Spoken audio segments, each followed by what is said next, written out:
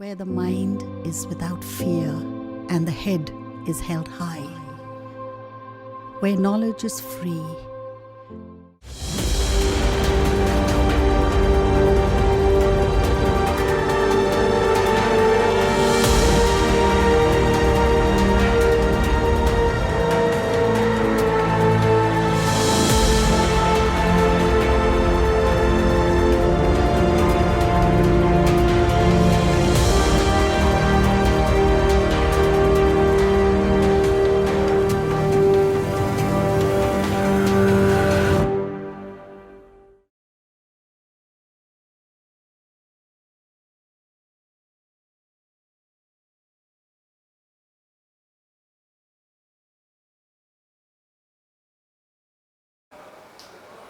মালদা জেলা প্রশাসনের উদ্যোগে যে অনলাইন ক্লাস চালু আছে তাতে তোমাদের সবাইকে স্বাগত জানাচ্ছি। আমি শ্রী প্রবীর কুমার রায়, মালদা জেলা স্কুলের রসায়নের সহশিক্ষক।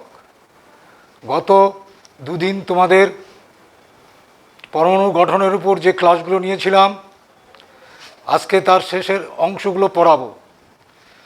পরমাণুর গঠন, এর আগের ক্লাসে তোমাদের 1 ডাইমেনশনাল এবং 2 ডাইমেনশনাল পরমাণুর গঠনে কিছু আলোচনা করেছিলাম। আজকে 3 ডাইমেনশনাল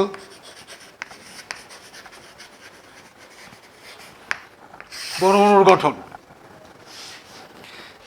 তোমরা সেল এ সম্বন্ধে পড়েছ, সেল কক্ষ।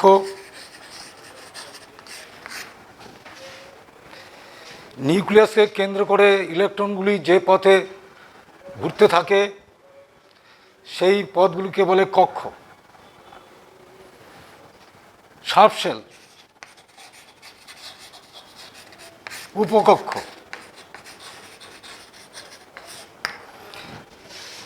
একই কক্ষকের অন্তর্গত একাধিক পথে যে ইলেকট্রনগুলো আবর্তন করতে থাকে সেই পথগুলোকে বলা হয় সাবশেল।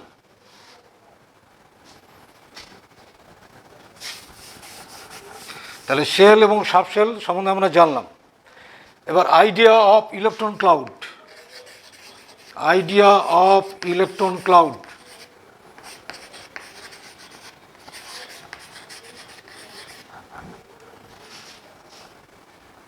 ইলেকট্রন ক্লাউড, ইলেকট্রনের মেঘ, এ সম্বন্ধে একটু বলবো। সিলিং ফ্যান বা টেবিল ফ্যানে 3টে করে ব্লেড থাকে, তোমরা জানো। যখন ব্লেডগুলো ঘুরতে থাকে তখন ব্লেডগুলো কিন্তু আর দেখা যায় না, একটা বৃত্তাকার পথে একটা মেঘের স্তরের মতো লাগে। এবার যদি ফ্যানের গতি বাড়িয়ে দেওয়া যায় তাহলেও কিন্তু ওই চওড়া মেঘের স্তরের গাঢ়ত্ব বাড়তে থাকে। অনুরূপভাবে ইলেকট্রন যখন নিউক্লিয়াসকে কেন্দ্র করে ঘুরতে থাকে, এই যে কক্ষপথে ঘুরে সেগুলো বৃত্তাকার এবং উপবৃত্তাকার হতে পারে। এবং এই বৃত্তাকার এবং এই উপবৃত্তাকার পথে যখন একটা ইলেকট্রন তরঙ্গ আকারে তীব্র গতিতে নিউক্লিয়াসের চারধারে যখন আবর্তন করতে থাকে তখনও ত্রিমাত্রিকভাবে নিউক্লিয়াসের চারিদিকে একটা মেঘের স্তর রূপে দেখা যায়। এই মেঘের স্তর এর গাঢ়ত্ব বা বলতে পারো যে ঘনত্ব বৃদ্ধি পাবে যদি ইলেকট্রনের বেগ আরও বৃদ্ধি করা যায়। এই ইলেকট্রনের মেঘ, ইলেকট্রনকে এই ইলেকট্রন মেঘের রূপে ধরা হচ্ছে। আচ্ছা, তাহলে ইলেকট্রন ক্লাউড অর্থাৎ ইলেকট্রন যখন আবর্তন করতে থাকে তখন তরঙ্গ আকারে তখন নিউক্লিয়াসের চারধারে ত্রিমাত্রিকভাবে একটা মেঘের চওড়া স্তর দেখা যায়। এবার আমরা শিখব শ্রোডিঞ্জার ইকুয়েশন।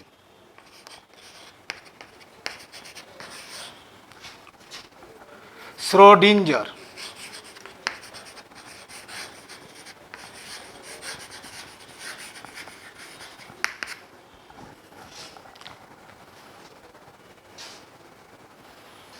হাইজেনবার্গের অনিশ্চয়তা নীতি অনুসারে তরঙ্গায়িত পথে ইলেকট্রনের সঠিক অবস্থান নির্ণয় করা খুব কঠিন। এই শ্রোডিঞ্জার বলেছেন যে এই ইলেকট্রন দ্বারা সৃষ্ট যে মেঘের স্তর, এটার সর্বাধিক ঘনত্ব কোন জায়গায় আছে সেটা নির্ণয় করা যায়। এটা নির্ণয় করার জন্য শ্রোডিঞ্জার কোয়ান্টাম বলবিদ্যার উপর একটা সমীকরণ প্রতিষ্ঠা করেছেন। সেই সমীকরণটা এরকম: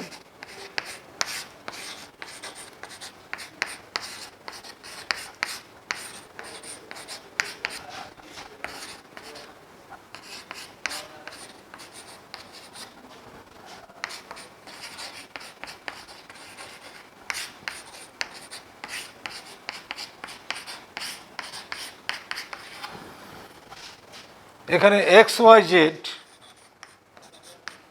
ইলেকট্রনের ত্রিমাত্রিক স্থানাঙ্ক, সাই ইলেকট্রনের তরঙ্গ অপেক্ষক, ই ইলেকট্রনের মোট শক্তি, ভি স্থিতিশক্তি, সাই ইলেকট্রনের তরঙ্গ অপেক্ষক। এবার তোমরা জানো যে এইচ প্লাঙ্কের ধ্রুবক, এম হচ্ছে মাস অফ দ্য ইলেকট্রন, ইলেকট্রনের ভর।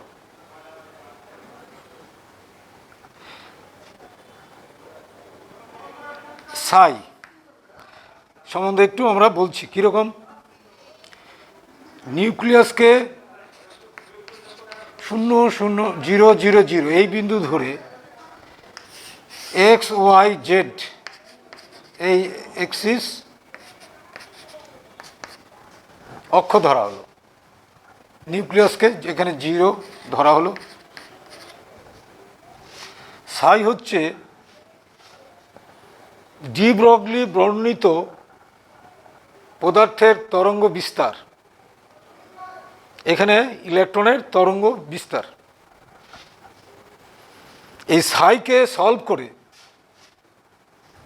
সাইকে সমাধান করে, মানে এই সমীকরণের সাহায্যে সাইকে সলভ করে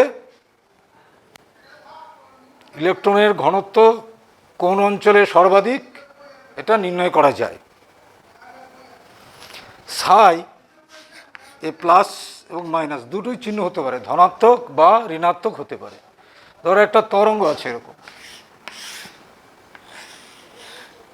এইদিকে ধনাত্মক এইদিকে ঋণাত্মক অংশ থাকছে। যদি সাই স্কোয়ার করা হয় তাহলে সর্বদাই ধনাত্মক হবে, সেই জন্য সাই স্কোয়ার বেশি কার্যকরী। তা আমরা এবার সাই স্কোয়ারের তাৎপর্য শিখব, সাই স্কোয়ারের তাৎপর্য শিখব।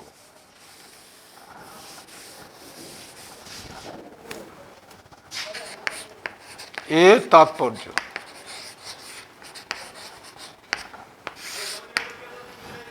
সাই স্কোয়ার হচ্ছে একটা প্রবাবিলিটি ফ্যাক্টর, সম্ভাব্যতা কারক বলা হয়। যে ক্ষুদ্র ত্রিমাত্রিক অঞ্চলে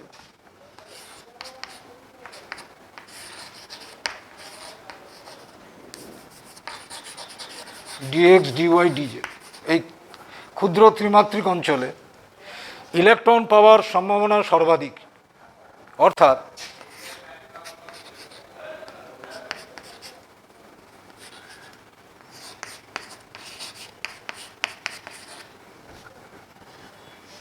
সাই square D tau equal to 0,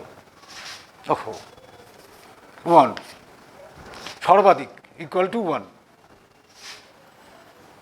এই ক্ষুদ্র ত্রিমাত্রিক অঞ্চলকে বলা হয় অরবিটাল। অরবিটাল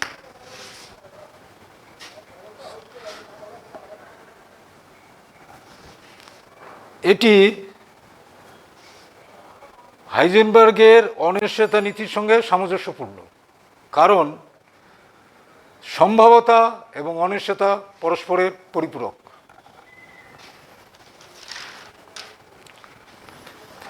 এই শ্রোডিঞ্জারের সমীকরণ সমাধান করার জন্য কতগুলো কোয়ান্টাম সংখ্যার প্রয়োজন হয়েছিল, কি কি? এন, এল, এম। এন হচ্ছে মুখ্য কোয়ান্টাম সংখ্যা, এটি কক্ষকের সংখ্যা প্রকাশ করে। যেমন মনে করো এন ইকাল টু 1, 2, 3, অর্থাৎ কে শেল যেটা শিখেছিল, কে, এল, এম শেল ইত্যাদি। অর্থাৎ একটি ইলেকট্রন নিউক্লিয়াস থেকে কত দূরে অবস্থান করছে, এটাকে বলা হয় প্রিন্সিপাল কোয়ান্টাম নাম্বার, মুখ্য কোয়ান্টাম সংখ্যা। এল বলা হয় দিগংশীয় কোয়ান্টাম সংখ্যা, অ্যাজিমুথালও বলা হয়, অ্যাজিমুথাল বা দিগংশীয় বা গৌণ, এর অনেক কটা নাম আছে। অ্যাজিমুথাল, সাবসিডিয়ারি, সেকেন্ডারি, এইভাবে বলা হয়। এটা এলটা কি এবার দিগংশীয় কোয়ান্টাম নাম্বার বললাম।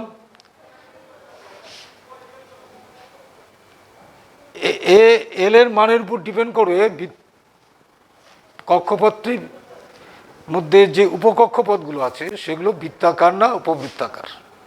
এল অর্থাৎ এল এর মান হবে 0 থেকে n-1 পর্যন্ত।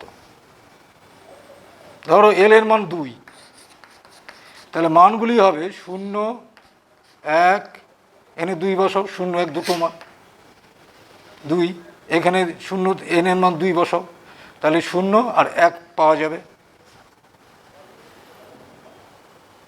এরভাবে এল এর মান যদি 3 বসাই, তাহলে 0, 1, 2।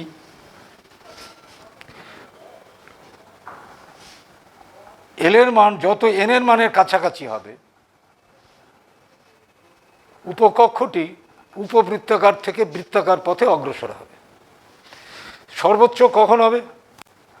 যখন এল এর মান n-1 পৌঁছাবে। যেমন এন এর মান যদি আমরা 4 নেই, তাহলে এল কতগুলি হবে? 0, 1, 2, 3। এল এর মান 0 হলে সেই সাবশেল অর্থাৎ উপকক্ষটিকে বলা হবে এস, পি, ডি, এফ। 0 হলে এস, 1 হলে পি, 2 হলে ডি, 3 হলে এফ। এগুলো স্পেকট্রোস্কোপিক সিম্বল থেকে এসছে, শার্প, প্রিন্সিপাল, ডিফিউজ, ফান্ডামেন্টাল। তাহলে এটা মনে করো নিউক্লিয়াস, এল এর মান 3 আর এল এর মান 0, এটা নাও। এটা উপবৃত্তাকার, 1, এল এর ভ্যালু 1, একটু এরকম আসবে। ডি এরকম আসবে। এফ সম্পূর্ণ বৃত্তাকারে পরিণত হবে এটা, অর্থাৎ এটা হচ্ছে 4F, এটা হচ্ছে 3D, 4D,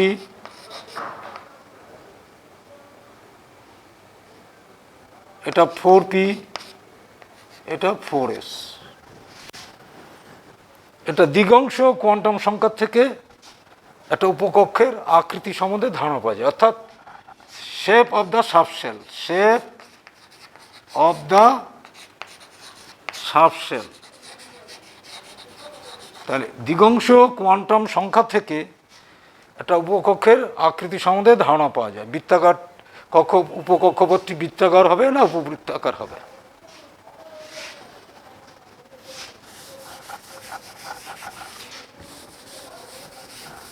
তাহলে আমাদের এন দাঁড়ালো হচ্ছে মুখ্য কোয়ান্টাম সংখ্যা, এল দিগংশীয় কোয়ান্টাম সংখ্যা, এম এল এটা হচ্ছে চৌম্বকীয় কোয়ান্টাম সংখ্যা।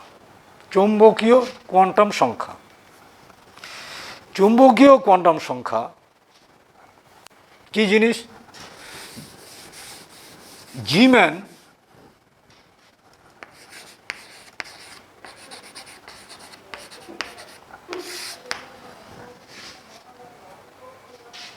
পরমাণুকে উচ্চ চুম্বক ক্ষেত্রে রেখে তার বর্ণালী বিশ্লেষণ পরীক্ষা করেছিলেন।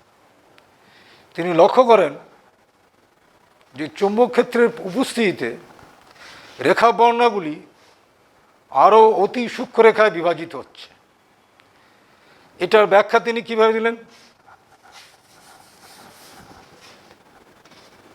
তোমরা জানো কোনো একটি পরিবাহীর মধ্যে যদি ইলেকট্রন প্রবাহিত হয়, তার চারপাশে, পরিবাহীর চারপাশে চৌম্বক ধর্ম সৃষ্টি হয়। প্রযুক্ত চৌম্বক ক্ষেত্রে সঙ্গে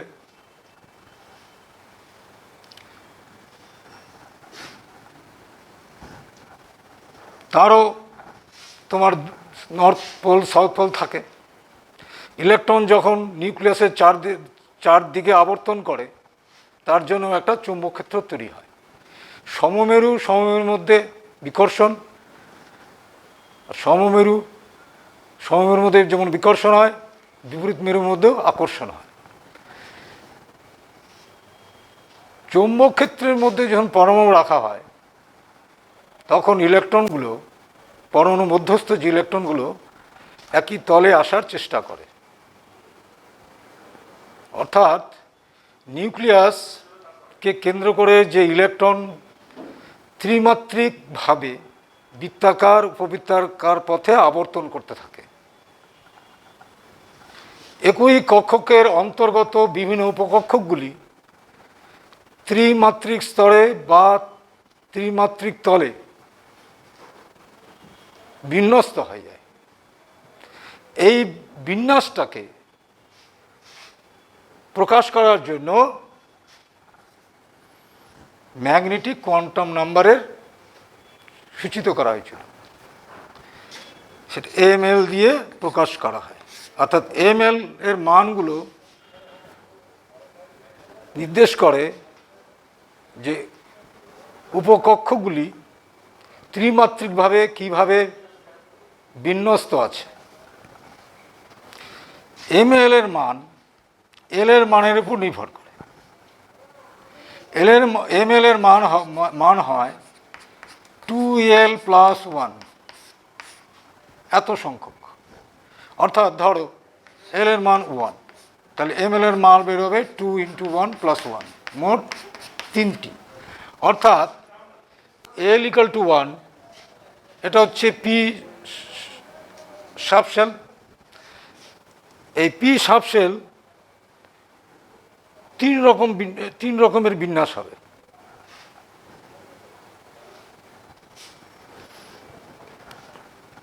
l = 2 ডি, তাহলে এমএল এর মান হবে মোট 5।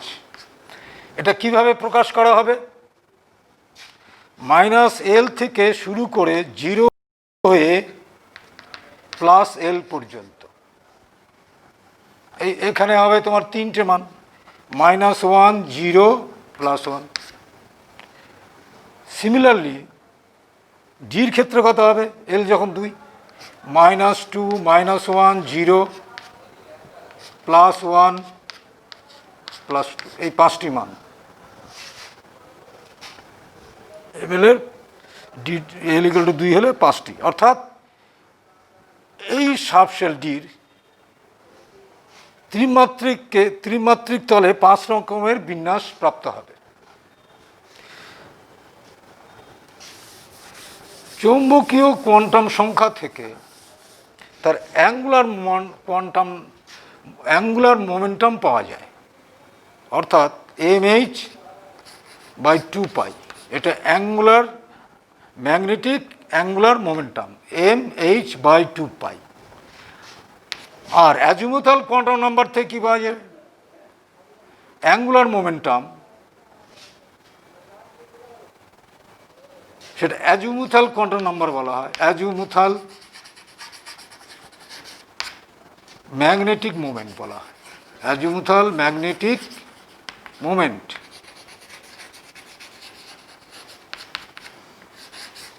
l × l + 1।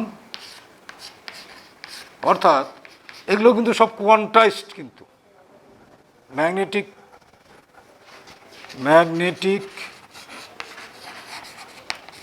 Angular momentum.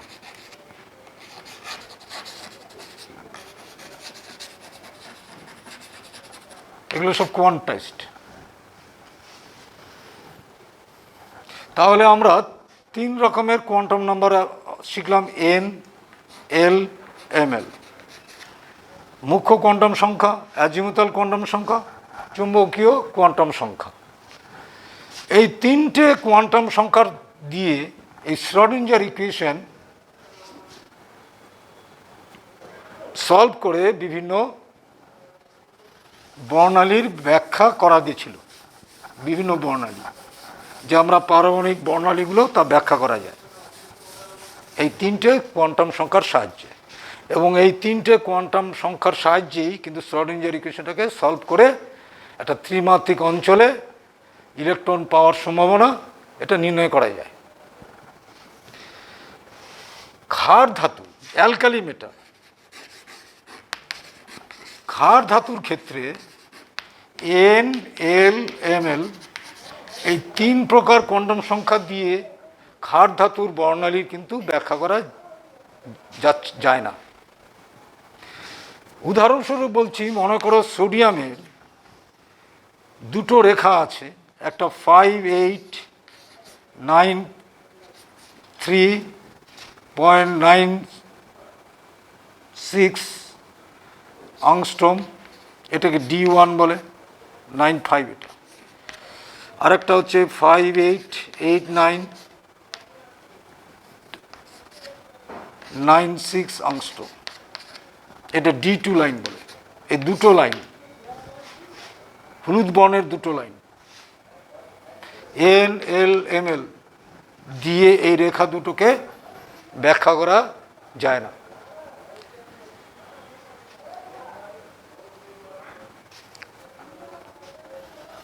তখন বিভিন্ন বিজ্ঞানীরা, যেমন আর্থার কম্পটন, তিনি বললেন 2টি ভিন্ন শক্তি সম্পন্ন, যাদের মধ্যে শক্তির পার্থক্য সামান্য। তোমরা দেখতে পেলে যে 2টো তরঙ্গদৈর্ঘ্য লিখেছি, খুব সামান্য তরঙ্গদৈর্ঘ্যের পার্থক্য আছে, অর্থাৎ খুব সামান্য শক্তি পার্থক্য বিশিষ্ট এবং 2টো আলাদা শক্তির একটি ইলেকট্রনের বর্তমান, অর্থাৎ একটি ইলেকট্রনের 2টি শক্তি আছে, যে 2টি শক্তির মধ্যে সামান্য শক্তির পার্থক্য। আবার 1925 সালে গোল্ডস্মিথ অ্যান্ড উলেনব্যাক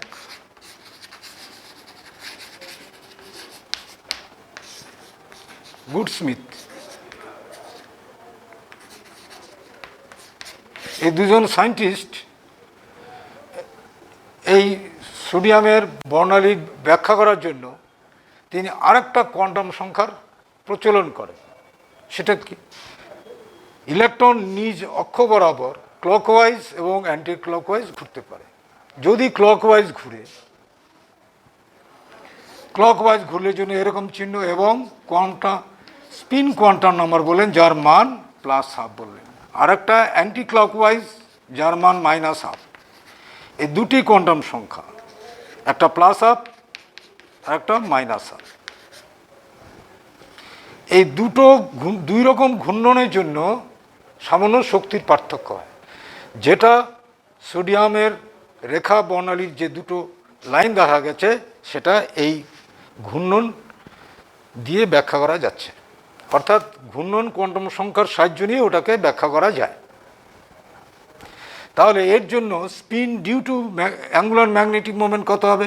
স্পিনের জন্য √s × s + 1 h/2π, s এর ভ্যালু +½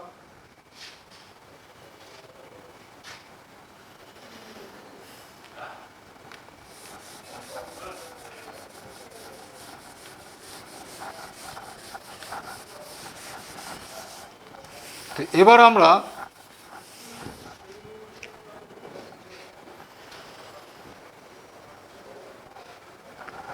শিখব shape of subshell.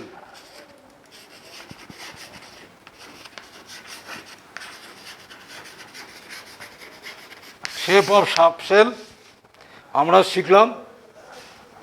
Shape of subshell বৃত্তাকার, উপবৃত্তাকার। চৌম্বকীয় কোয়ান্টাম সংখ্যার সাহায্যে আমরা শিখলাম ত্রিমাত্রিক তলে এই উপকক্ষকগুলি কিভাবে বিন্যস্ত আছে। আচ্ছা, স্পিন কোয়ান্টাম সাহায্যে শিখলাম ইলেকট্রনটি কীরকম ঘূর্ণন অবস্থায় আছে, ক্লকওয়াইজ না অ্যান্টি ক্লকওয়াইজ। তো এই হচ্ছে আমাদের বিভিন্ন কোয়ান্টাম সংখ্যার তাৎপর্য। তাহলে মোটামুটি একটু সামারি করে দিই। কোয়ান্টাম সংখ্যার তাৎপর্য, কোয়ান্টাম সংখ্যার তাৎপর্য।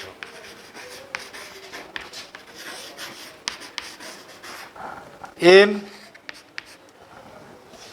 হচ্ছে মুখ্য শক্তি স্তর, নিউক্লিয়াস থেকে কত দূরে অবস্থান আছে, অর্থাৎ আকার সম্বন্ধে ধারণা দেয়। এল কক্ষের মধ্যে যে উপকক্ষ আছে তাদের আকৃতি সম্বন্ধে ধারণা দেয়, অর্থাৎ shape of the subshell. ML এই উপকক্ষপথগুলি ত্রিমাত্রিক তলে কীভাবে বিন্যস্ত আছে এ ধারণা দেয়। রেস ইলেকট্রনটি তার ঘূর্ণনের অবস্থা প্রকাশ করে, ক্লকওয়াইজ না অ্যান্টি ক্লকওয়াইজ। তো তোমাদের পরীক্ষায় এই কোয়ান্টাম সংখ্যার তাৎপর্য লিখতে দেয়, সেটা একটু ভালো করে পড়ে রাখবে। আর এন, এল, এমএল, এস অর্থাৎ একটা ইলেকট্রনের সামগ্রিক পরিচয় জানার জন্য 4টা কোয়ান্টাম সংখ্যার আমাদের প্রয়োজন হয়। 4টি কোয়ান্টাম, এন, এল, এমএল, এস। এনের মান যদি 1 হয়, এনের মান 1, এল এর মান হবে 0 থেকে n-1 পর্যন্ত, তাহলে এটা 0। এমএল এল 2l + 1, যার মান n-l থেকে শুরু হয়ে +l পর্যন্ত। তাহলে এল এর ভ্যালু 0 হলে একটি মান হবে, অর্থাৎ 0। এস প্লাস এন এর মান 1 হলে, এল এর মান 2 হলে এল এর মান কত হবে? 0 হতে পারে, 1 হতে পারে। 0 হলে এটা 0 প্লাস হাফ। একটি ইলেকট্রনের 1 পি, এটা হচ্ছে এস, এটা পি, +1 থেকে শুরু হয়ে -1 থেকে শুরু হয়ে +1 পর্যন্ত, ঘূর্ণন প্লাস হাফ হতে পারে। অর্থাৎ ধরো একটা তোমাকে 4টি কোয়ান্টাম সংখ্যা দেওয়া হলো, 1, 0, +1 প্লাস হাফ। তোমাকে বলা হবে যে একটি ইলেকট্রনে যে 4টি কোয়ান্টাম সংখ্যা দেওয়া আছে সেটা সঠিক কিনা। তাহলে তুমি এইরকমভাবে লিখে এটাকে সলভ করবে। এন এর ভ্যালু 1 বসাবে, তাহলে এল এর ভ্যালু 0 পাবে। এটা 0 হলে এটা কখনোই 1 হবে না, তাহলে এখানে ভুল আছে, এটা 0 হবে। এরকম 3-4টা সেট দিয়ে দিবে, দিয়ে তোমাকে জিজ্ঞেস করবে কোন সেটটি ঠিক। তো মনে রাখতে হবে এখানে যা হবে তার 1 কম হবে, এই মান দিয়ে এখানে থাকবে। আর যদি বলা হয় ধরো এরকম একটা দেওয়া হলো,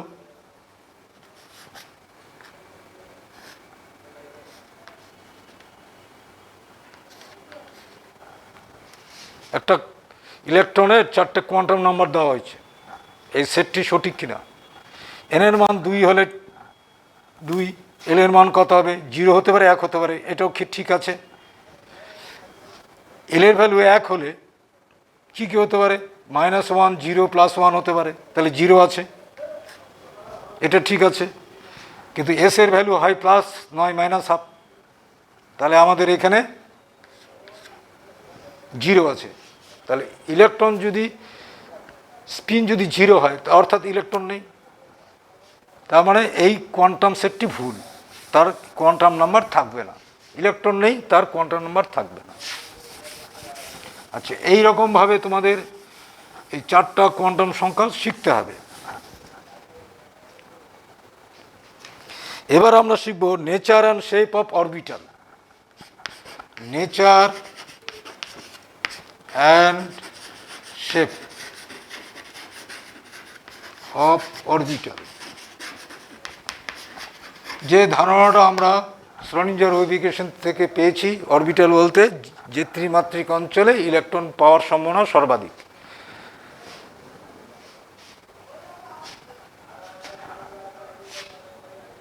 ওয়ান এস মানে কক্ষক, এখানে এন এর ভ্যালু 1 আছে, এল এর ভ্যালু 0 আছে, এম এল এর ভ্যালু 0।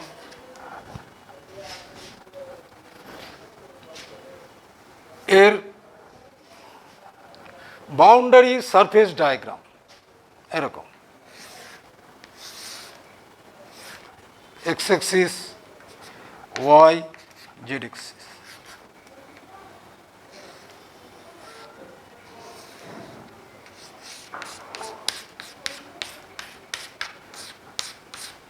One S. 2s কিরকম হবে? এখানে দেখো এন এর ভ্যালু 1, এল 0, এল 0 হলে এম এল 0, অর্থাৎ 1s কক্ষক যেটা বলছি আমরা, অর্থাৎ এস যেটা, এই সাবশেলের একটি মাত্র বিন্যাস হবে এটা। 2s হলে কি হবে? শেপটা একই থাকবে, আকারটা একটু বড় হবে, এইরকম এরকম হবে। এটা 2s, এটা 1s। 1s এর পর তারপর 2s, এই অঞ্চলটা রেডিয়াল নোডাল পয়েন্ট বলে, বা নোডাল প্লেন পয়েন্ট। এই অঞ্চলটা, নোডাল প্লেনটা, এই অঞ্চলে কোনো ইলেকট্রন থাকে না, অর্থাৎ নিউক্লিয়াস থেকে যত দূরে যাওয়া যাবে ইলেকট্রন ঘনত্ব বাড়বে, বাড়তে বাড়তে একটা সময়ের মান সর্বোচ্চ হবে, তারপরে আবার কমে যাবে, কমতে কমতে একদম শূন্য হয়ে যাবে, তারপরে আবার বাড়তে থাকবে। অর্থাৎ তাহলে n minus L minus 1 radial nodal প্লেনগুলো নির্ণয় করার জন্য এই সূত্রটা প্রয়োগ করবে। 3s হলে কটা হবে? এন, তাহলে এন হচ্ছে 3 মাইনাস 1 মাইনাস 1, আহা 0, এল তো 0, তাহলে 2টা, তাহলে 2টো পাওয়া যাবে। তাহলে এর উপরে আর একটা এরকম, এটা হচ্ছে 3s, একটা পয়েন্ট একটা পয়েন্ট।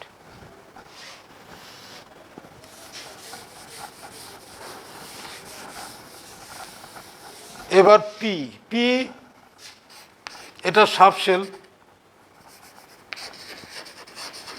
উপকক্ষ, এল এর ভ্যালু 1, তাহলে এম এর ভ্যালু হচ্ছে 2, মোট মান হবে 2l প্লাস 1, এখানে 1 বসাও 3 পাওয়া যাবে, মোট 3টে মান, অর্থাৎ 3 রকম বিন্যাস হবে।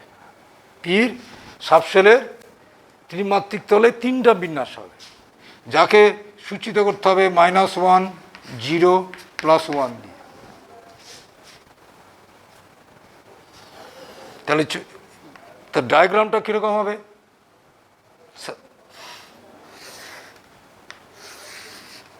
এটা এক্স, এটা ওয়াই, এটা জেড এক্সিস, এটাকে বলা হয় পি জেড, এটা পি এক্স, এটা পি ওয়াই। এই পি জেডকে 0 ধরতে হবে সবসময়, এটা ইন্টারনিউক্লিয়ার এক্সিস থাকে বলে এটা পি জেডকে 0 ধরা হয়। চুম্বকীয় কোয়ান্টাম সংখ্যা পি জেডে 0, এটা মনে রাখবে তোমরা। তাহলে এটা আমরা পি এক্স, এদিকে প্লাস সাইন, এদিকে মাইনাস সাইন, এই অঞ্চলে ইলেকট্রনের ঘনত্ব সর্বাধিক। পি ওয়াই, এটা ওয়াই এক্সিস,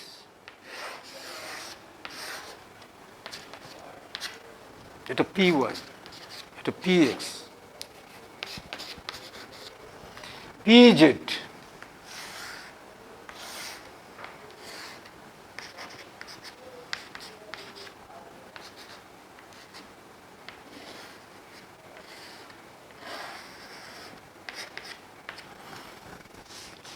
পি জেড।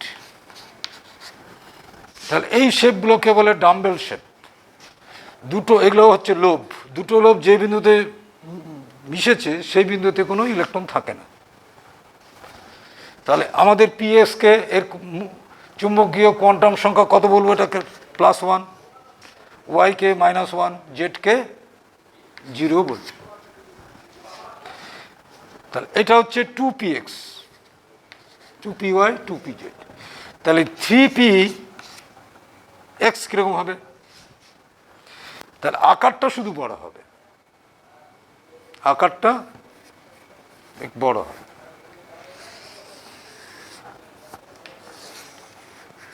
এরকম।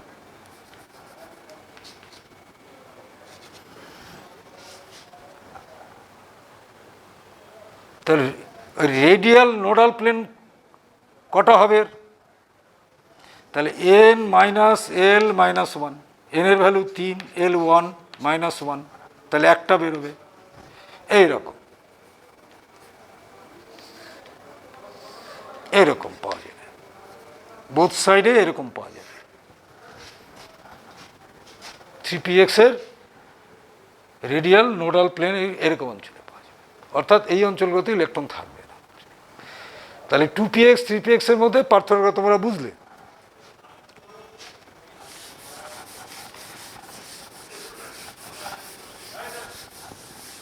এবার ডি সাবশেল, এবার আমরা শিখব ডি সাবশেল।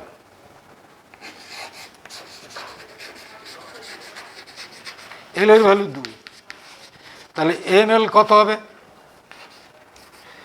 2l + 1, মোট 5খানা বেরোবে। এখানে এল এর ভ্যালু 2 × 2 + 1, 5 রকম বিন্যাস হবে। এই 5 রকম বিন্যাসে, আচ্ছা, তাহলে যে ডি 5টা ডি সাবশেলের যে বিন্যাসটা পাওয়া যাবে ওদেরকে ডি কক্ষক বলবো, ডি অরবিটাল। তাহলে 5টা ডি অরবিটালের ছবি আমরা আঁকছি,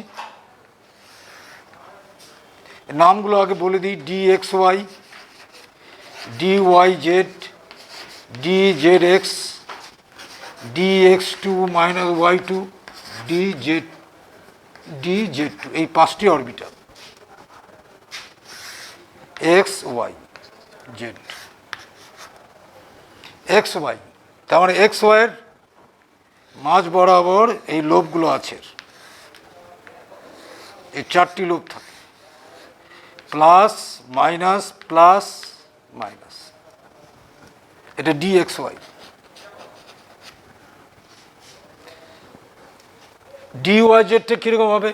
তাহলে তুমি শুধু এক্সিসটা পাল্টে দাও, তাহলে এই ছবিটাই হয়ে যাবে। এখানে ওয়াই করে দাও, এখানে জেড করে দাও, তাহলে এই ছবিটাই আসবে তোমার দুটো। ZX, তাহলে এই এক্সিসটা জেড করে দাও, তাহলে এই ছবিটাই পাবে তুমি। এইবার DX2 Y2টা কীরকম হবে? অক্ষ বরাবর হবে, এক্স অ্যাক্সিস ওয়াই অ্যাক্সিস অক্ষ বরাবর হবে, এইরকম।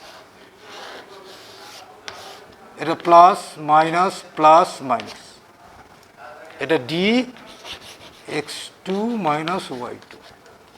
আর DZ2 হচ্ছে এইরকম, এটা Z Axis,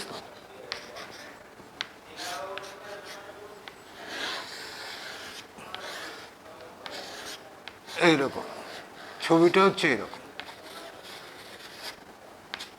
plus minus plus, এটা মাইনাস, এটা প্লাস, প্লাস মাইনাস প্লাস।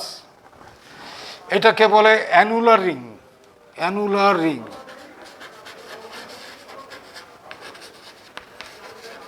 বা বেলি ব্যান্ড বলে, বেলি ব্যান্ড বা ডোনাট শেপ, বেলি ব্যান্ড বা donut shape or annular ring বলা হয়। এই হচ্ছে 5 রকমের। এর মধ্যে এমএল এর ভ্যালু যেটা +2, এটাকে মনে রাখবে, এটা হচ্ছে +2। 0 এটা এই দুটো তোমাদের বেশি কাজে লাগবে, এই দুটোই মনে রাখবে। তাহলে এই 5টা ডি কক্ষকের আমরা ডায়াগ্রাম পেলাম, বাউন্ডারি সারফেস ডায়াগ্রাম পেলাম। আচ্ছা, যে যে ছবিগুলো আমরা ডায়াগ্রাম আঁকলাম মনে রাখবে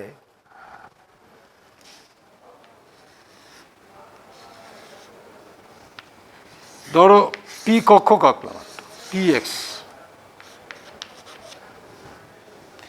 আমরা বলেছি যে probability of finding electron density in a small region, অর্থাৎ ইলেকট্রন পাওয়ার সম্ভাবনা মোটামুটি থাকে এইসব ডায়াগ্রামে 90 থেকে 99%। ইলেকট্রন পাওয়ার সম্ভাবনা এইসব অঞ্চলে থাকবে 90 থেকে 99%-এর মধ্যে থাকে, 1% পাওয়া যাবে না। কারণ এই ইলেকট্রন মেঘের স্তর কতদূর পর্যন্ত বিস্তৃত এটা নির্ণয় করা যায় না, ওই জন্য 90 থেকে 99%-এর মধ্যে থাকে, এটা মনে রাখবে। আর রেডিয়াল নোডাল প্লেন বা পয়েন্ট নির্ণয় করার জন্য তোমরা এটা প্রয়োগ করবে n-l-1, এর মুখ্য কোয়ান্টাম সংখ্যা, গৌণ কোয়ান্টাম সংখ্যা এখান থেকে নির্ণয় করবে। এবার তোমরা শিখবে electronic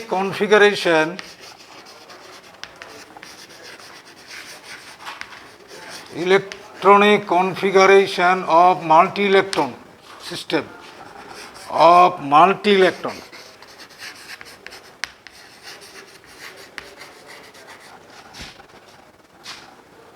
multi electron atom.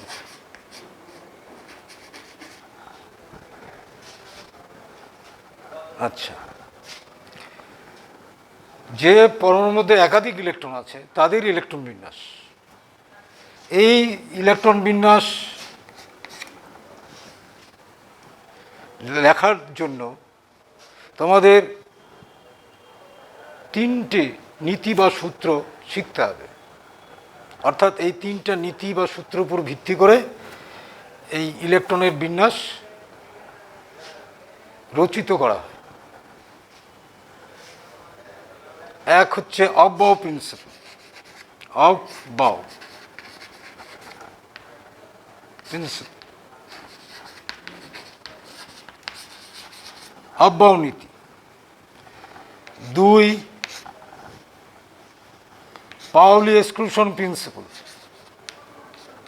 Exclusion principal.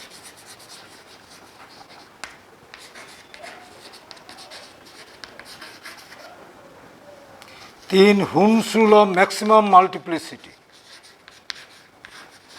হুমস rule of maximum multiplicity.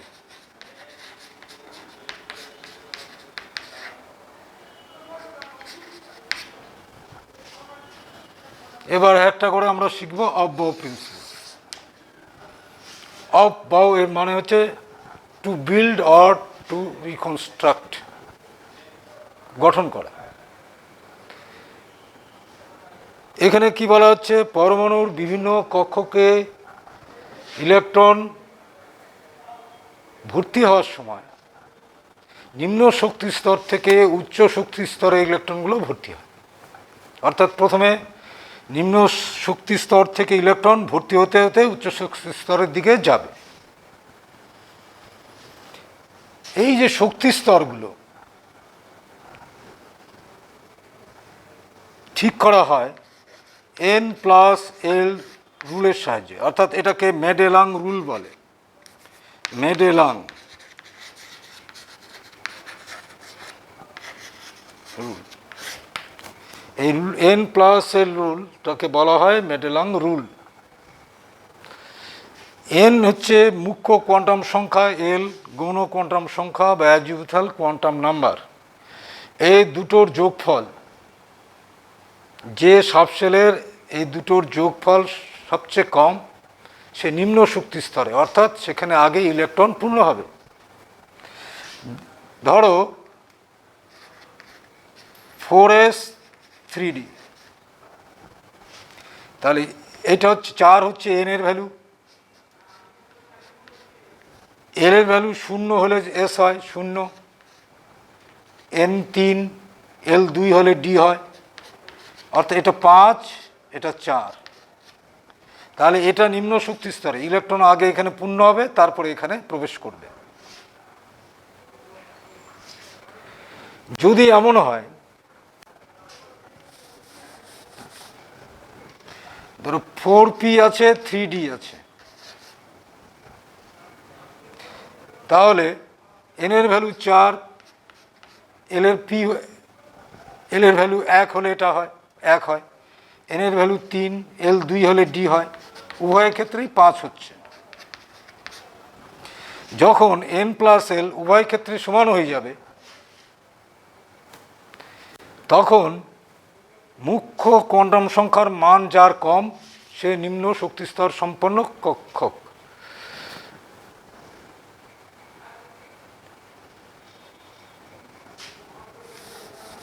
তাহলে এক্ষেত্রে 3d আগে পূর্ণ হবে, তারপরে 4p। এই হচ্ছে আমাদের n প্লাস l রুল।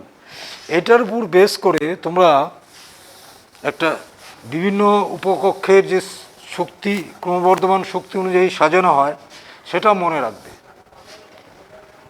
এদিকে শক্তি বৃদ্ধি 1s, 2s, 2p, 3s, 3p, 4s, 3d, এরকম করে আরও আছে। আপাতত তোমাদের আমি এই 30টা ইলেকট্রন পূর্ণ হয় এরকম দেখালাম। অব্যয় প্রিন্সিপাল, অব্যয় প্রিন্সিপাল হলো ইলেকট্রন বিভিন্ন কক্ষে প্রবেশ করার সময় নিম্ন শক্তি স্তর থেকে উচ্চ শক্তি স্তরে প্রবেশ করবে। এবার হচ্ছে আমাদের Paoli exclusion principal. Paoli exclusion principal, একই পরমাণু মধ্যস্থ দুটি ইলেকট্রনের 4টি কোয়ান্টাম নাম্বার এক হতে পারে না। যে কোনো 4টার মধ্যে 3টে এক হলেও চতুর্থটি আলাদা হবে। অর্থাৎ n, l, ml, s। ধরো 1s এ একটা ইলেকট্রন আছে, তাহলে n এর ভ্যালু 1, 0, 0 প্লাস 1। এবার আর একটা ইলেকট্রন আছে, দুটো, তাহলে কি হবে 1, 0, 0 মাইনাস 1। অর্থাৎ একটি পরমাণুর মধ্যে দুটি ইলেকট্রন, 4টি কোয়ান্টাম সংখ্যা কখনোই এক হবে না। এটা আলাদা হলে বাকি 3টে এক হতে পারে। এখানে দেখো এস স্পিন কোয়ান্টাম নাম্বার আলাদা হচ্ছে, এটার ক্ষেত্রে আলাদা। সেই জন্য বলছে no two electrons can have the same 4 quantum number. এটা হচ্ছে পাউলির এক্সক্লুশন প্রিন্সিপাল। এখান থেকে কনক্লুশন করা যায়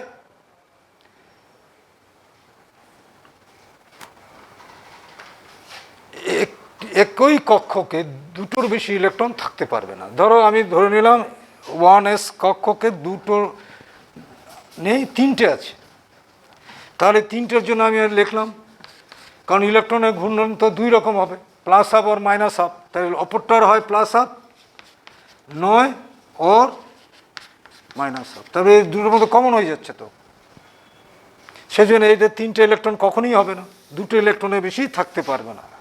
অর্থাৎ পাউলি এক্সক্লুশন থেকে কনক্লুশন করা যায় যে কক্ষকের মধ্যে 2টির বেশি ইলেকট্রন থাকতে পারে না। এবার আমরা আসি হুমস ল maximum মাল্টিপ্লিসিটিতে।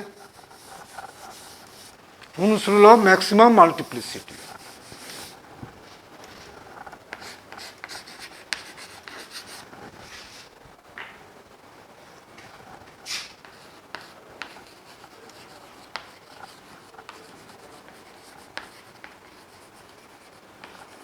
Multiplicity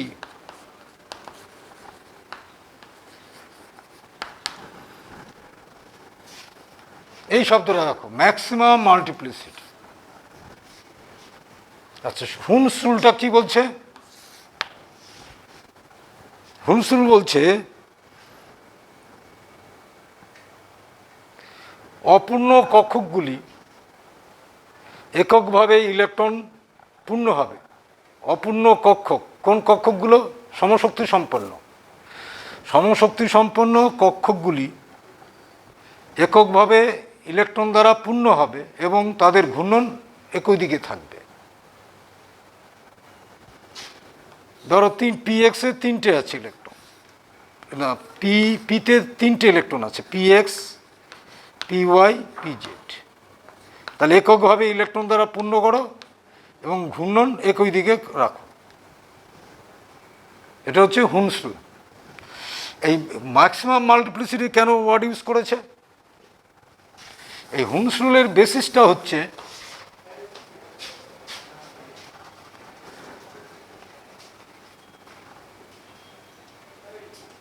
rule of spin, maximum spin multiplicity.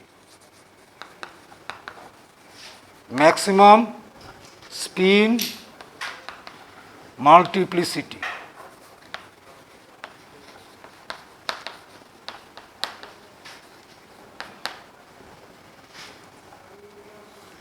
Two s plus one. আমরা একটা এক্সাম্পল নেই। আর একটা হচ্ছে rule of maximum orbital multiplicity.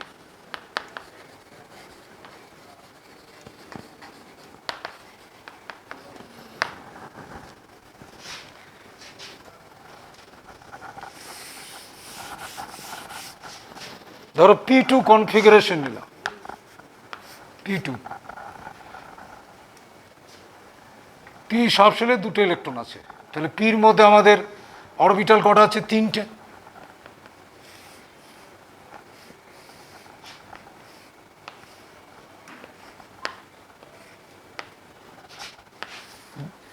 বিভিন্ন রকম বিন্যাস আমরা লিখছি ইলেকট্রনের।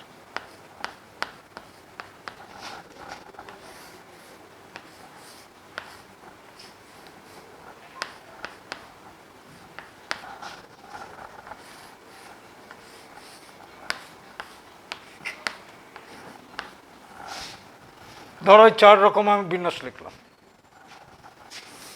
তো প্রথম আমরা দেখব rule of maximum spin multiplicity, 2s plus 1।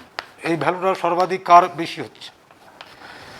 ঘূর্ণন একই দিকে আছে এবং ক্লকওয়াইজ আছে, তাহলে প্রত্যেকের প্লাস হাফ হবে। তাহলে দুটো প্লাস হাফ যোগ করলে এস এর ভ্যালু 1 বেরোবে, S1। তাহলে 2 × 1 + 1, তাহলে 3। এর ক্ষেত্রে কত হবে? প্লাস হাফ যোগ মাইনাস হাফ 0, 1। এর ক্ষেত্রে প্লাস হাফ যোগ মাইনাস হাফ 1 বেরোবে। এটার ক্ষেত্রে ওয়াই একই দিকে ঘূর্ণন আছে, তাহলে এটারও 3 বেরোবে। তাহলে ম্যাক্সিমাম স্পিন মাল্টিপ্লিসিটি যার বেশি হবে সেটাই সেই বিন্যাসটাকেই আমরা গ্রহণ করব। তাহলে এটা আর এটা থাকলো, এই দুটো আমাদের বাতিল করা হলো, এই দুটো, এই প্রথম রুল অনুযায়ী। এবার পড়ে থাকলো অরবিটাল মাল্টিপ্লিসিটি। তো তোমাদের যখন শেখানো হয়েছিল এমএল এর ভ্যালুগুলো এল দিয়ে কীভাবে প্রকাশ করে, -L থেকে শুরু হয়ে +L। কিন্তু এখানে একটু মনে রাখবে, এইখানে +L দিয়ে শুরু হবে, অর্থাৎ পির ক্ষেত্রে 1, 0, -1 এইভাবে শুরু করবে।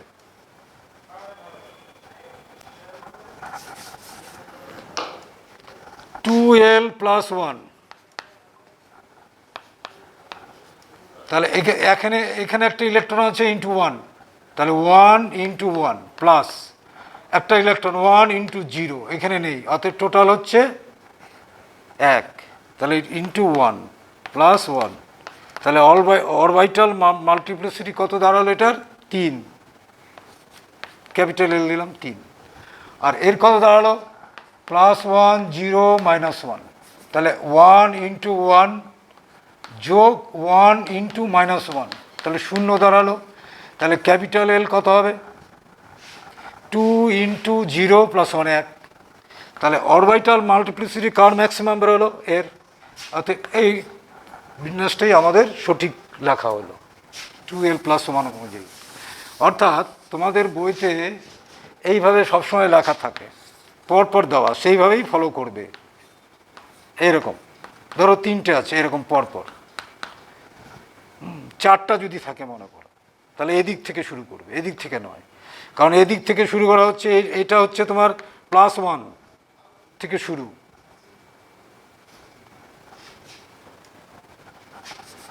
দেখে মনে হবে যেন এই এই এই বিন্যাস, দেখে মনে হবে এই বিন্যাস আর এই বিন্যাস একই আছে, কিন্তু এক নেই। ঘূর্ণন একই দিকে, তাহলে এই ঘূর্ণনটাও আমি নিতে পারি, কিন্তু এই অ্যান্টি ক্লকওয়াইজ এটাও গ্রহণযোগ্য হবে না, কারণ এর হচ্ছে -1 আছে। আর স্পিন মাল্টিপ্লিসিটিতে এটা ভ্যালুটা অনেক কম বেরোবে। তো ঘূর্ণন একই দিকে, মনে রাখতে হবে ক্লকওয়াইজ। এই গেল আমাদের হুনস্ট্রম ম্যাক্সিমাম মাল্টিপ্লিসিটি।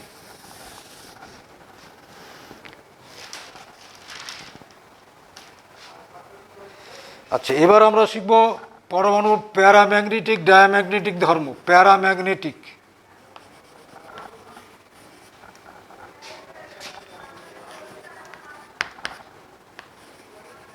ডায়াম্যাগনেটিক।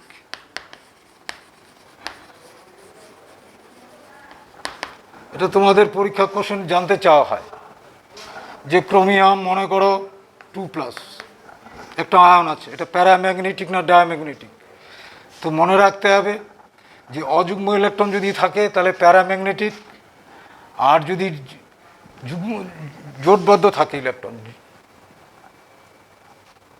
তাহলে পরে ডায়াম্যাগনেটিক তৈরি হবে। এরকম অযুগ্ম ইলেকট্রনগুলো এরকম থাকবে, আর যুগ্ম ইলেকট্রন বলতে এরকম বোঝাবে।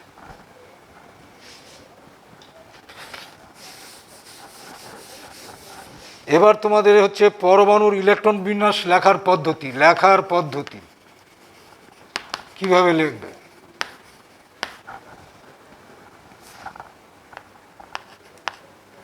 লেখার পদ্ধতি,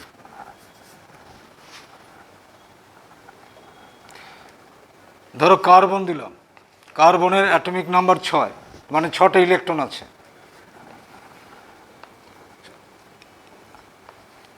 এস সাবশেলে সর্বাধিক 2টির বেশি ইলেকট্রন থাকবে না। পি সাবশেল সর্বাধিক 6টা, আর এখানে 2 2 4, আরও হাতে 2 থাকলো 2, সর্বাধিক 6। এসে সর্বাধিক 2টো, পিতে সর্বাধিক 6টা, ডিতে সর্বাধিক 10টি ইলেকট্রন থাকতে পারে। এই যে লিখলাম 1s2 2s2 2p2, এটাকে বলা হয় অরবিটাল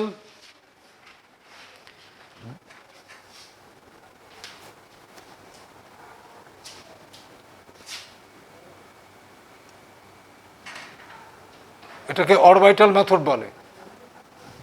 আরেকটা আছে orbital diagram method. Diagram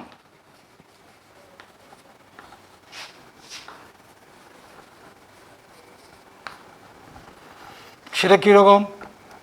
box করে লিখতে হবে। এটা 1s2, এটা 2s2,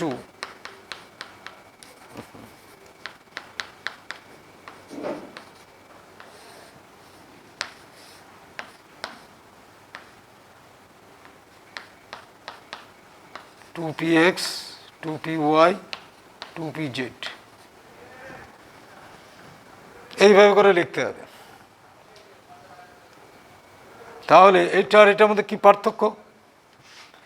পার্থক্য হচ্ছে এখানকার ইলেকট্রনগুলো কি অবস্থায় আছে, ঘূর্ণন কি অবস্থায় আছে জানা যায় না, কিন্তু এই বক্স ডায়াগ্রামগুলোতে জানা যাবে যে ইলেকট্রনগুলো কি অবস্থায় আছে। এ দেখো এখানে দুটোই ক্লকওয়াইজ ডিরেকশনে আছে, এটুক পার্থক্য আছে।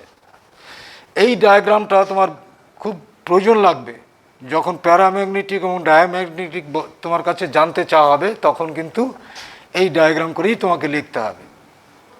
ধরো এখানে কার্বন লিখলাম, কার্বনে অ্যাটমিক নাম্বার 6, তাহলে মোট 6টা ইলেকট্রন, 2 2 4 5 6। তাহলে এখানে পিএক্সে একটা, পিওয়াইতে অযুগ্ম ইলেকট্রন আছে, তাহলে এটা প্যারাম্যাগনেটিক। কিন্তু এখান থেকে তুমি বুঝতে পারবে না, এটা হচ্ছে পার্থক্য। আচ্ছা,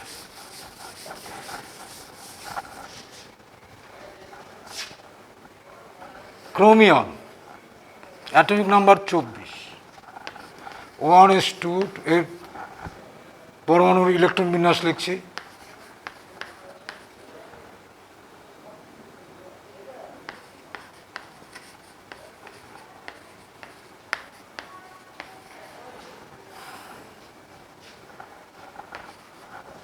আর একটা বিন্যাস লিখছি,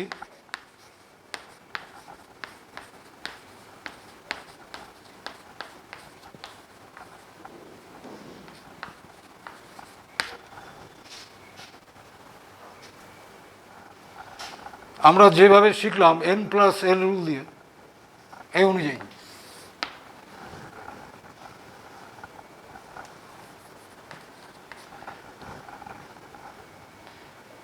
আর একটা বিন্যাস শিখলাম, এখানে একটা ইলেকট্রন দিলাম, এখানে 5টা,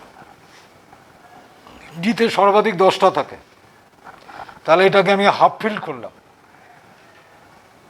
এখন দেখব যে এই ইলেকট্রনিক কনফিগারেশনটা বেশি স্থায়ী না এই ইলেকট্রন কনফিগারেশনটা বেশি স্থায়ী, অর্থাৎ কোন বিন্যাসটা হওয়ার সম্ভাবনা বেশি। ডিতে 5টা কক্ষক থাকে,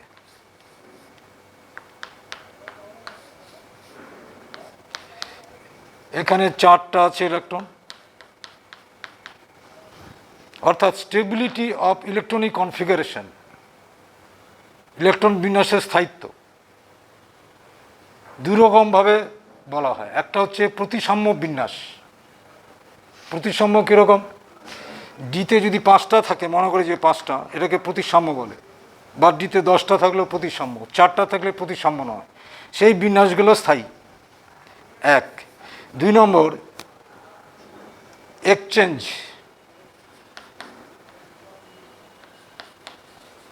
মেথড। এক্সচেঞ্জটা কীরকম?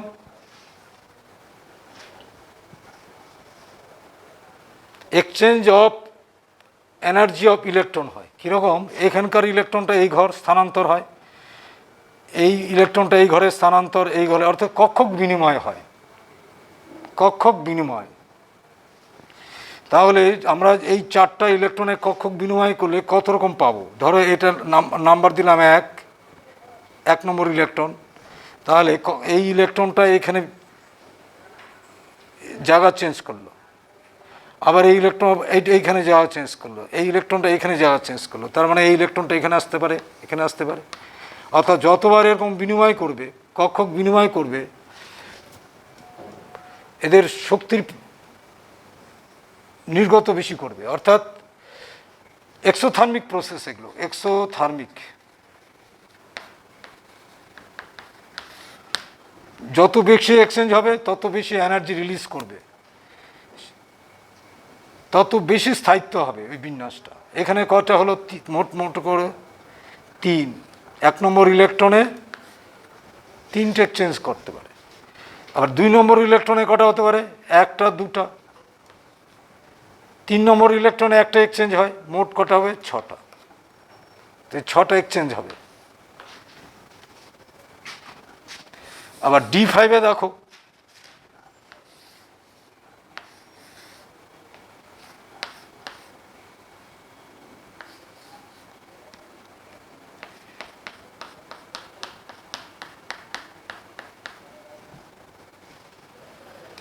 এটা 1 নম্বর ইলেকট্রন, এখানে আসতে পারে, এখানে আসতে পারে, এখানে আসতে পারে, এখানে আসতে পারে, মোট 4। 1 2 3 4। 1 নম্বর ইলেকট্রন 4টা ঘর কক্ষকে আর কি বিনিময় হতে পারে।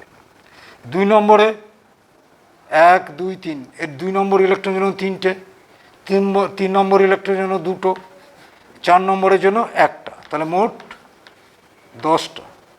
এখানে 6টি এক্সচেঞ্জ হচ্ছে, এখানে 10টি এক্সচেঞ্জ হচ্ছে, তাহলে এটাতে শক্তির পরিমাণ বেশি হবে, অর্থাৎ নির্গত শক্তি বেশি হবে এটাতে, অর্থাৎ এটা স্থায়ী বিন্যাস। এটাকে বলা হয় বিনিময় মেথড বলে অনেক সময়।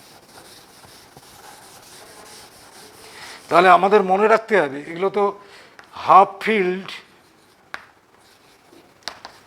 Or full field.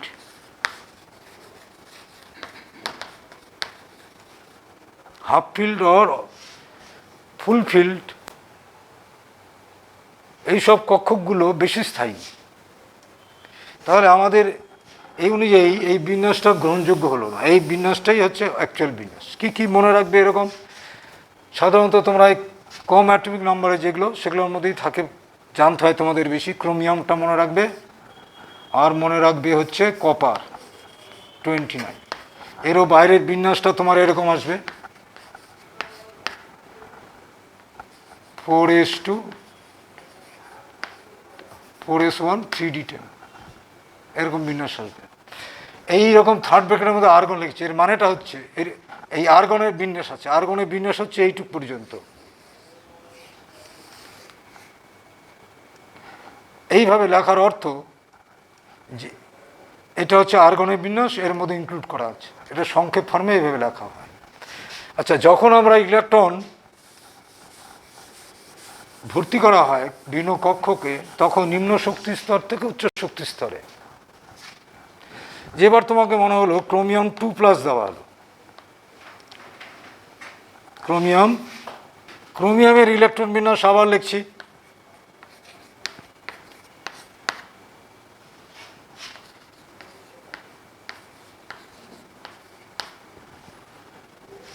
Chromium plus, এর বিন্যাস কিরকম হবে? নিস্তরিত পরমাণু, এর 24টা ইলেকট্রন আছে, এটাতে একটা ইলেকট্রন নেই, 23। সরাসরি তোমরা কখনোই এই 23টা ইলেকট্রনের বিন্যাস লিখবে না, আগে এই মূল যেটা নিস্তরিত পরমাণুর ইলেকট্রন বিন্যাসটা এভাবে লিখে নিলে। এবার তোমার আয়নেশন পটেনশিয়াল পড়েছো, সমস্ত যে ইলেকট্রনগুলো আয়নিত করতে হয়, বাইরের কক্ষপথ থেকে ইলেকট্রন বের হয়, অর্থাৎ এটার মধ্যে, এই দুটোর মধ্যে সবচেয়ে বাইরের কক্ষপথের কোনটি, কোন ইলেকট্রনটি হবে? কোয়ান্টাম নাম্বার অনুযায়ী তুমি দেখো 3s 3p 3d, তারপরে 4s 4p এরকম আসবে এই সেট, অর্থাৎ 4sটা হচ্ছে বাইরের, আর 3d হচ্ছে কোয়ান্টাম নাম্বার 3-এর।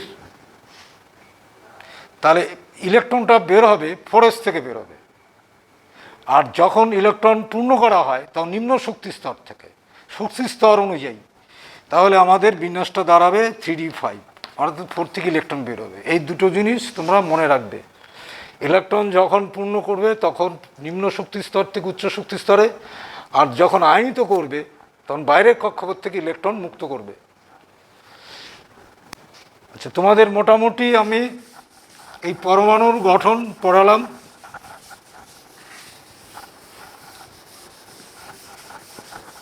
এটা ভালোভাবে পড়বে, বাড়িতে MCQ এবং বেশি করে এক্সারসাইজগুলো প্র্যাকটিস করবে। আজকে এই পর্যন্ত থাকলো, আশা করি ভালোভাবে থাকবে এবং পড়াশোনা করার চেষ্টা করবে।